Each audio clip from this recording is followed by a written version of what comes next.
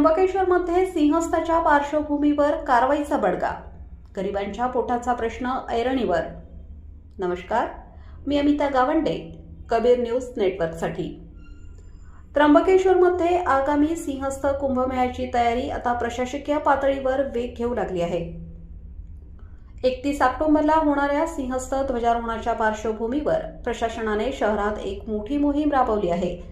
मात्र या मोहिमेमुळे स्थानिक छोटे व्यावसायिक आणि हातावर पोट असणाऱ्यांमध्ये संतापाची लाट उसळली आहे। 4 किलोमीटरच्या परिघात रस्त्यावर दर्शनी भागात असलेल्या चिकन, मटण आणि मासळी विक्रेत्यांच्या दुकानांवर प्रशासनाने कारवाई केली आहे। प्रांताधिकारी, तहसीलदार, नगर परिषद पदाधिकारी आणि पोलीस प्रशासनाच्या उपस्थितीत ही दुकाने हटवण्यात आली। धार्मिक शहर असल्याने शहराची प्रतिमा जपण्यासाठी दर्शनी भागातील अशी दुकाने हटवणे योग्यच आहे, याचे समर्थन सर्व स्तरातून होत आहे।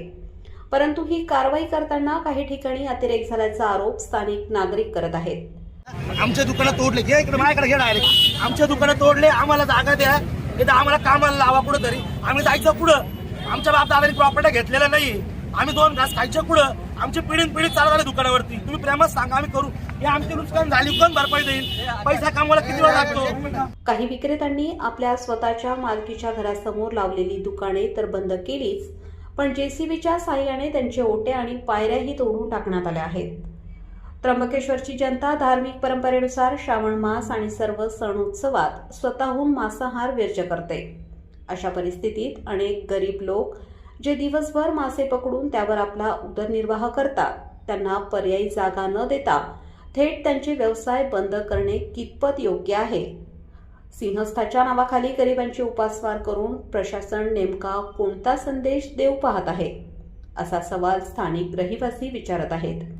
सिंहस्थ कुंभमेळ्याची विकास कामे अजूनही कागदावरच असताना प्रशासनाने केवळ छोट्या दुकानदारांवर जेसीबी चालवल्याने आश्चर्य व्यक्त होत आहे।